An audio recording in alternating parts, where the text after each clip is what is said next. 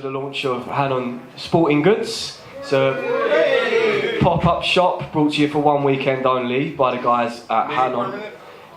Not for me to say, but one weekend only from the guys from HANON up in Aberdeen, where I think it's about 14 degrees at the moment. So you're getting burnt up. You see Thomas out there. and we're also here tonight celebrating the launch of the Adidas London, which you may have seen around you, over on that wall there, which incidentally on the feet of our guests, yeah, by our two lovely models here. Incidentally, will be available to purchase from the shop tonight from around 11 p.m. And the shop's here all weekend, Saturday, Sunday as well. And they are highly in demand, this is word on the street, so don't hang about. We're going to be here talking tonight a little bit about Adidas, a little bit about football culture, about London, but also from a global perspective. So I've got two guests here tonight who kind of represent that very well in their own way. I've got Matt Welty, without a doubt one of the most respected and knowledgeable people in sneaker trainer culture today. Who's come all the way from New York as well? New Jersey, apologies, all the way from the East Coast. Yeah. And I've got Grant Fleming, celebrated legendary photographer, true terrace original, and aside from that, yeah, a highly distinguished photographer in football culture, politics, life. So you guys can probably introduce yourselves a little bit better. You want to tell us a little bit about who you are, what you do, and Matt, your first sort of memories of Adidas. Yeah, so Matt, you already introduced me, but grew up in East Coast, New Jersey and New Hampshire, two different places. So my first memory of Adidas, a bit younger, not younger, but you know, born in the 80s, in my 30s now. My first real memory is I remember probably I was well, aside from getting sambas, playing indoor soccer when I was a kid, I think that was a big thing in the States at the time, in the 90s. It was just a huge shoe. But I remember my grandparents used to live in South Jersey, and I was living in New Hampshire at the time, which was probably 6-7 hours away. And you couldn't get any good shoes. You couldn't get any shoes up there at all. And we used to go down there, and they used to have the shops that had all the banging models. And the one shoe that I really gravitated towards that's not part of the whole terrace culture was the Adidas Pro Shell. It's the mid-top shell toe with the strap around it. I was really into skateboarding at the time. We used to pop the tongue out, put the strap to the side, and I used to get multiple colorways of that shoe, and I just loved it. I remember from there I ended up getting pro models, Stan Smiths, Rod Lavers, the ZXZ line, stuff like that. So that was just what I was the first thing that kind of flipped a switch in my head where I'm Adidas is my thing, you know? Nice. So there's a strong link in the UK between Adidas and subculture, particularly football and terrace culture. Is that the same in the States? There is a terrace culture in America. It's not as big. If you want to talk about subcultures, it's a very much a sub culture, but it's growing. MLS, as people know, it's some people like it, some people hate it, you know, but it's all we have.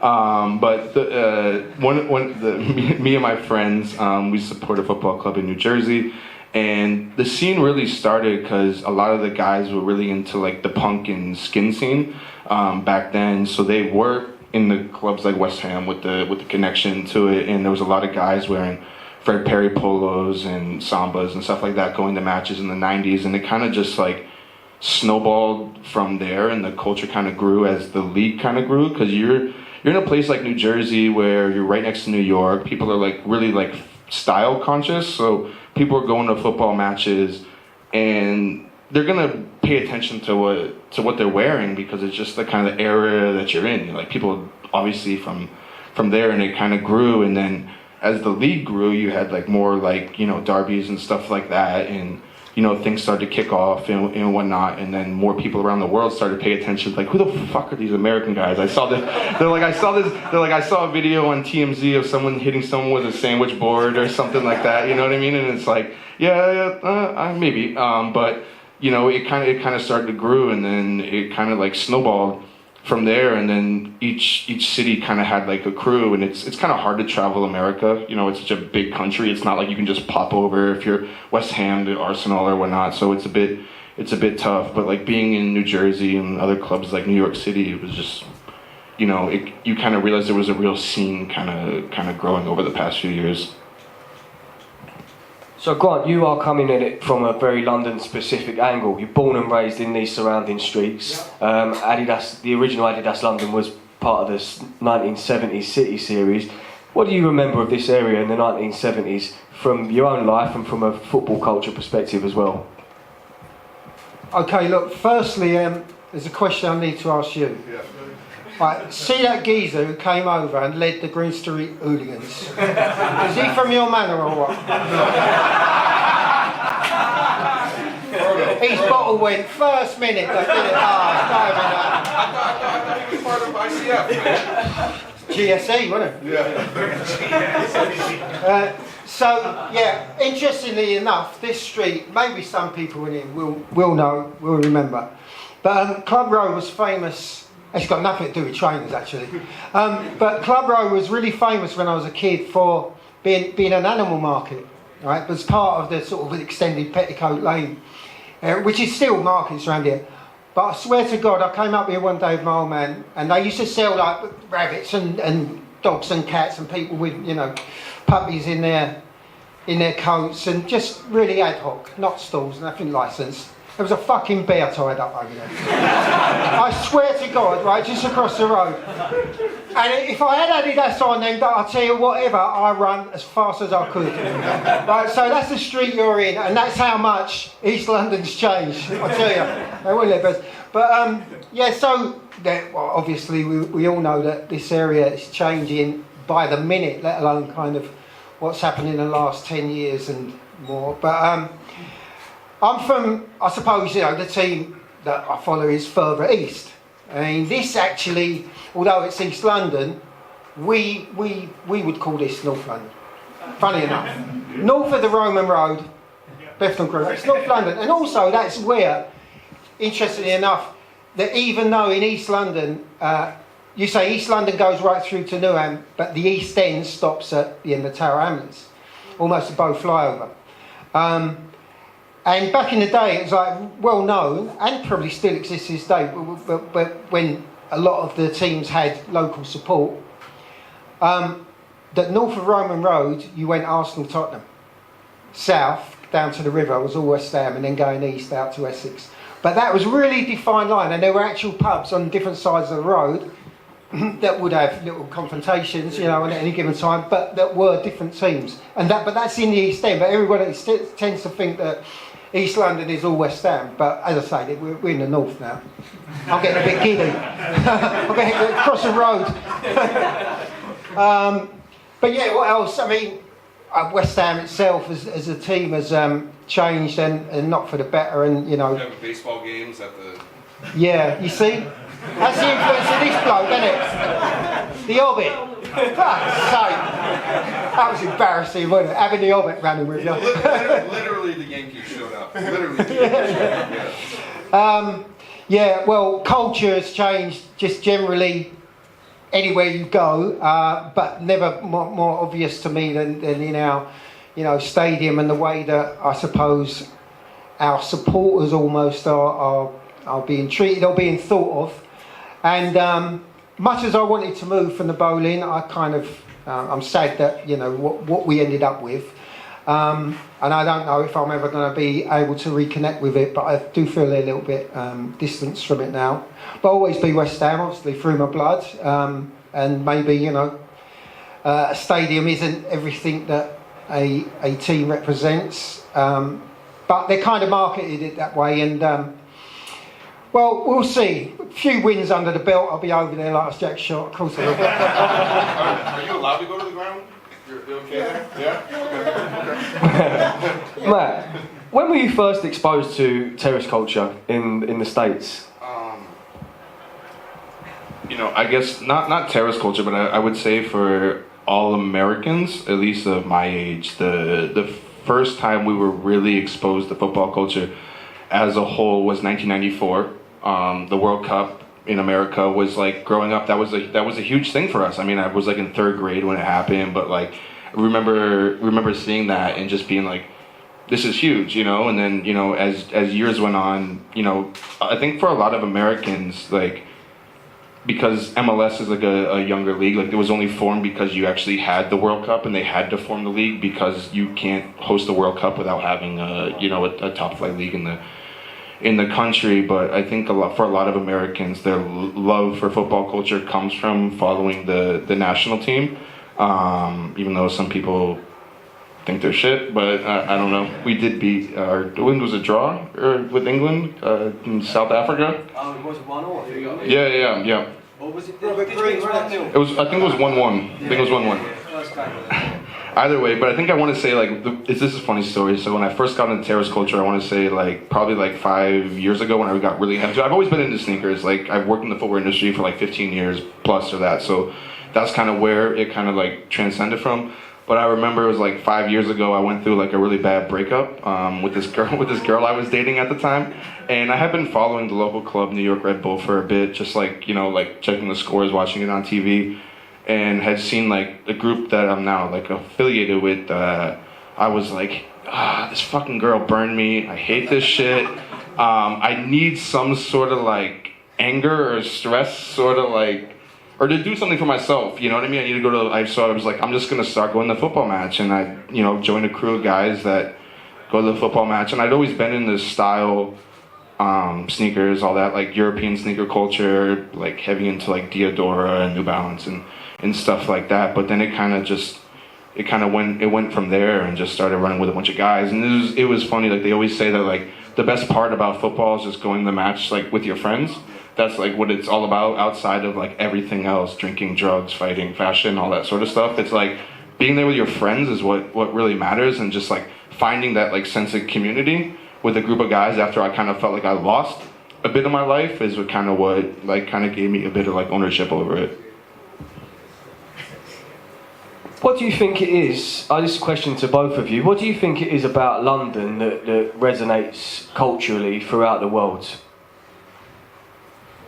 From my point of view, growing up, you know, in the East End, I mean, there's this sort of argument now that London or the East End's changed and it's not what it was.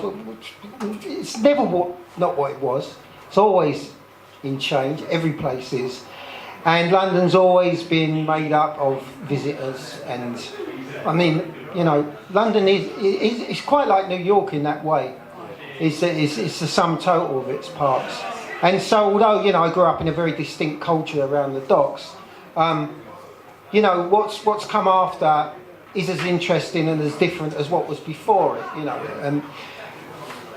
But that fact that, you know, I grew up amongst people from many places all over the world, made me look outside London, which is why I think that, you know, I enjoy travelling so much and being in other places. But it is that sort of international feel, which is pretty special because it's not in every city. It certainly is in New York, you know, New Jersey as well, I suppose. But it's not in every city. You know, a lot of people will say London is the best city in the world, but everybody thinks their city, or everybody should think their city is the best in the world. So I think that sort of argument's a bit arrogant, really. But there is something special about London in terms of being very accepting and allowing influence from outside to actually create something new that comes out of London. And the obvious things that you would say is punk, and then that's not just London, it's other places in the country, but punk and yet maybe football culture and casuals and acid house to some extent. And that doesn't happen all around the world. You know, it happens in very few other places. And so, you know, I feel really blessed that I actually have been alive. I don't like getting old, but I mean, I like to be the fact that I've been alive during those really big kind of cultural shifts that actually then you go around the world and you see its influence. So it does seem like an important place and continues to be so. And, you know, long may it continue. I'm proud to be from here, even though I don't actually spend a lot of time from here, but it is because of that reason. You know, I look around and go, "Wow, this is pretty cool." You know, I mean, it has its problems like anywhere else, but you know, like I say, it's something to be proud of. Well put, I think. Matt, was there anything... There you go. Was there anything that particularly resonated with you growing up from London that you remember that has really stuck with you? I mean, the first thing you said, I think that's important as always. Like a lot of football culture is based off of is that you should think that the place that you're from is the best place in the world. Like Newark, New Jersey is a complete fucking shithole, but to me, me and my friends fucking love it. You know what I mean? It's our shithole, and we take ownership over it. I think that's like important to say. From American perspective, I do feel like, and I work in New York City, I do see that London has a lot of ties with New York. There's a lot of similarities. Like you're saying, they're both like international cities. Like New York is distinctly New York. London's distinctly London, but I'm assuming that like in New York, it's like 75% of the people you run into are from like Kansas or Nebraska, and I'm assuming that most of the people you run into in London aren't really from London anymore, you know? Yeah, exactly. Like you're saying, it's an international city. Growing up, it was, even in my school in Stratford, there were people from all over, you know. But I think for Americans too, like especially people who are into like football or casual or punk culture, like London's like the one city that like Americans kind of like jerk off over. You know what I mean? Like it's kind of like the one. It's like kind of like the one like. Move him along a bit, will we, Frank? No, it's the one city that like it's like the touchstone for like, you know, whatever like people like talk about if you're really into like terrace culture, whether you're talking about like Manchester or Liverpool or something like that. But for a lot of Americans who like first start to get into this scene, like I think like London's the one place they look to just because it's so synonymous like with everything. Like there's a lot of guys I know. We have like a really small like private Facebook group like for just American only guys who are into the shoes, and some of them wear like pretty bad Adidas, like I'll be honest about it. But when the London came out, like I saw all those guys like being like, I need that shoe, I need that shoe, I need that shoe, and they're even like trying to like guys in America are trying to hunt down like the crooked tongues like Londons, and I'm surprised that that's happening. Like guys in Detroit are buying that shoe off the internet. That's so strange to me. What did you say? I can remember like around Acid House, the early 90s, a group from Liverpool, The Farm, actually like conversely to what you're saying, but this is before I guess this outbreak. But when The Farm went over to New York, I think with Terry Farley had played some show, but they discovered this shop, maybe in Brooklyn, somewhere off of Manhattan, and they absolutely like just offloaded the whole lot. But old school, yeah. But I guess that no one was interested in, you know, until that culture sort of broke through. Yeah. But and then from my like side, when I was touring with DJs, always it was like New York straight, shell toes, right? Got to get, before you even do anything, you know, before you get a pretzel, shell toes. I think one of the important things that we kind of miss sometimes is like you being from London and me living in New York or New Jersey, like working in New York, is that these cities become so just like, oh, of course, that's just what it's like, you know what I mean? But to everyone on the outside looking in, like New York, everyone loves coming to New York City. Everyone loves coming to London. Like these cities feel special for a reason, and it's not just because they're big international cities. There's something like inherently at the core of them that people want to go see and experience that you don't have anywhere else. I think it was interesting what you said about those guys from Detroit who, and you know, all over the States. Where, on a wider sort of scope, where do you think the Adidas City Series fits in with like modern sneaker culture? Especially in the States, like if like a few years ago when you saw like the relaunch of like Stan Smith and Gazelle and stuff like that, you did have a big appreciation for those shoes. It was more so in the fashion culture. It didn't really have much to do with like, you know, footwear culture as much. It was a bit of a different scene, but I think oddly enough, it's not really viewed as a terrace shoe, but the one like suede Adidas shoe I think that really resonates strongly in American culture is the Adidas Campus. You know, you had like Beastie Boys and a bunch of like skateboarders wearing that shoe in the early 90s, and I think that's one of the shoes that has an authentic connection to America and to American culture. So, you know, the guys who do go to football, you know, we are a small amount who try and it's so hard to get this stuff in America, you know, and especially like the clothing. It's like you're trying to buy an Aqua Scutum t-shirt on a UK website, and Americans tend to be a bit bigger than everyone else in the world, and you're trying to figure out your sizing on it, and you're like, fuck, I bought a shirt that's 2 sizes too small that was $180, and I need to send it back, and it's going to cost me $45 to ship it. I really don't want to do that. But yeah, it's like I think people just need to learn the stories behind it, because a shoe without a story means nothing. It's just something that it's just something you put on your feet. I know it sounds really cliche and it sounds like a 15-year-old girl like Pinterest quote, but I think once people start to learn the cultures, like I get people who hit me up who are like, "Yo, I really appreciate that you told me about this Adidas ZX 10,000 or Adidas Berlin," and they're buying the shoes, and I'm surprised that kids in San Francisco are buying Adidas ZX shoes or ZX. Sorry, what did you guys say it? Grant, you've been following football and covering football as a photographer pretty much your entire life. What's the maddest football match you've ever covered? Yeah, well, obviously I started being at football. There's a lot of mad matches then, but I've talked that one I covered, yeah. There's a few that's up there, but one that takes a biscuit. It's Algeria versus Morocco in Sousse in the African Cup of Nations. I think it was 2004. Any of the boys from MUNDIAL be able to tell me there? 2000. 2004. Sounds about right. In Tunisia, and what it was, so it's in the south of Tunisia. Go down there. Notice there's a lot of Algerians about, and it turns out, and you wouldn't say they were hooligans; they were just mad, right? Now, there's a porous border, and 25,000 to come across to go to the match, but practically all without tickets. And I sort of made my way to the stadium, and they were having a riot that was both the best party and one of the scariest things I've ever been in my life. I mean, you know, trying to torch petrol stations and going into banks and running out with safes, so just charging down the road with them.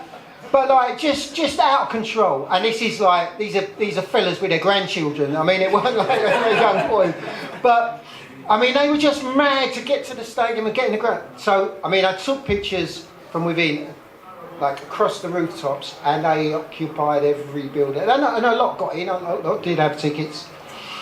And, I mean, there were more rockets fired at me there that probably fired in the whole of the Gulf War. I don't know. But it was just ridiculous. I mean, you really was taking your life in your hands behind the goal. But, so, they just I mean, it was just mad support. It wasn't hooligans, it weren't even like you could say it was out and out vandalism, but they were just so passionate. Just fanatics, right? Fanatics, right? And just going through it for the minute they were in there till the minute they packed across the border. But there was 500 Moroccans, and they were penned in. And they've even got at one point, I don't know, they had this like banner, and they scrawled on it in French, "Secours, help," right? They're holding it up, and the missiles thrown all the way through the game. And finally, basically, it was a 3-1, I think, in extra time. 3-1, Morocco won. There was fighting on the pitch, but there was fighting in the stands that I've never seen, because I mean, in the street they'd taken on the police, the army, everybody, and then just these guys came into the stands, the main stand where the Algerian were, and with sticks. I mean, they were just like bits of wood that they pulled off a fence. I mean, they looked like other hooligans, but they were kind of secret police or unmarked, and they really did give them a battering. And this went on for a good 30 minutes, so just clearing the terrace in them, and it was really brutal. But it was like they kind of had enough. They leave the stadium, and the Moroccans get held back. All the press, everybody was like terrified to leave anyway, and you couldn't leave. They wouldn't let you go out there. When it finally did, what I was told was, as they left the stadium, the Algerians, they engaged with the armed forces out there, like with bare fists. 4 got shot dead, I wouldn't mind, you know. But then they forced their way like through these barricades that had been made, and then were kind of corralled and pushed right to the edge of the town, to the border, and literally just pushed against the border, and off they went like that. And I was like, fucking hell, it's a football match. It really felt like a war, I really got to be honest. Yeah, but exciting anyway, you want to see the pictures. You just spent a bit of time in Morocco, haven't you, for the MUNDIAL Raja story. Tell us a little bit about that, and also, what was the biggest thing that you learned from that trip? After all these decades of taking photos, what are you still learning from trips like that? Well, last bit first, that football culture is alive and well, even if it's not a thing here so much. It's alive and well. I mean, everywhere I go in the world, actually, it's just thriving, and it's more exciting than ever. And it's also, as I was saying to Mike earlier, it's kind of less about the aggression, having the punch out, and more about representing something maybe a little bit more important, maybe politics, but maybe your barrio, which it always was. Obviously here, that's exactly what it was, but it kind of ain't now. You know, the Premier League did. It can still be tribal, but it really is still tribal. But there's a passion that kind of, particularly in that team, that club that I was with, Raja Casablanca, there's a passion that I've never ever come across before. And I'm talking about above and beyond Boca Juniors and River Plate. You know, I wasn't at those games last year, maybe I'd argue otherwise, but when I went, 20 years ago, I mean, it was pretty impressive then. But what happened with Raja Casablanca was, wow. And for me to be surprised after all that I've seen, and to be taken back like that, really, I think it means something. And it was so exciting to me. And the main point that I really loved was, as I wrote about in the Mundial piece, is that this whole sense of theatre. And there's a match going on, yeah, but it's bigger than the match. And it is about, it's about the history of the country, and it's about, the songs really are about the culture and what's going on with the government today, and representing your barrio and representing your team, of course. It's fiercely passionate, as you saw from the pictures. But for me, what an experience, and to be taken in by, from everyone, but the ultras as well, where previously they wouldn't even, they resist media. They say anti-media, and like the Algerians fire rockets at their own press, and no one really gets to photograph them or got near them. But in the end, I end up going around their house for couscous. I mean, it really was like. And I think, if anyone knows the story, it was the case that I was asked after a cup final, first leg, asked to do a little pitch-side interview, and I couldn't believe why anyone would be interested in this Brit, in a cup final in Morocco. But they loved the fact that someone was interested in them, from outside. And of course, at the minute that I mentioned West Ham and being connected to that culture, I mean, they were all over me like cheap suit, and doing that thing at the end where I just said Di Maraja, 2 little words. I mean, had me doing selfies for the rest of the time there in the street, being shouted out, and then becoming a little minor celebrity in Casablanca. But that's kind of what it means to people, and I love touching upon that, because as I said earlier, I don't really feel that when I go to my ground now, and I guess in a lot of grounds in this country. But there's another generation also that are trying to do something different, and I think it is really that whole sort of ultra tifo presentation, show you are, as opposed to like how hard you are. How many people you can hit in a day. It's like, what does that count for in the end? We did it, but I think there's something a lot more attractive about this way of supporting now, and that's kind of the way it seems to be going throughout the world. Matt, just on that, I mean, you mentioned earlier that when you got into sort of football culture, it was an important time for you. Why do you think, just in general, having something like a subculture is something to be into, something to belong to? Why do you think that's important today? It honestly feels like in today's environment that subcultures don't really exist anymore.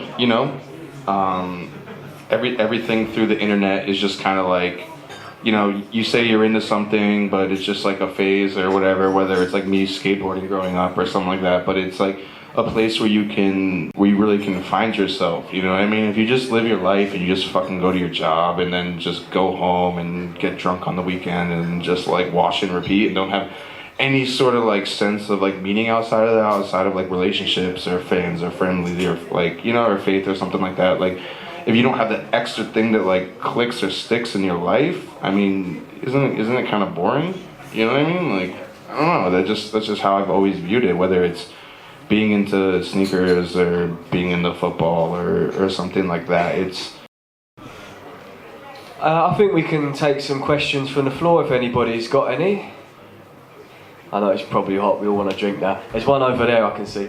Yeah, I'm just wondering, like in regards to terrace culture, what band would you say was driving behind it, more of like the cultural scene of it? Because in my opinion, like the Stone Roses, I'm just wondering the opinion. What band was that? Yeah, like what band of music, like acid house, or like what do you think, like the drive, like because obviously cultural, like, it comes with like the music as well. So I'm trying to what you think's most important. Well, I suppose if you think terrace culture to be specifically, you know, the centre point of being casual culture, right? Well, that and definitely for me, that really came out from mod culture and skin and the mod revival, and says not just that, a lot of contributing factors, but and the first sort of like disco clubs that were around in London, you know. So Friday night there'd be everybody, you know, dressed up, and that was a kind of way of showing your family too. But post-punk, punk as well. I mean, so I'm talking about from my era, and that definitely set the trend of casual. And at that time, I was Samba boy, I think, always, yeah, and Misty Eye.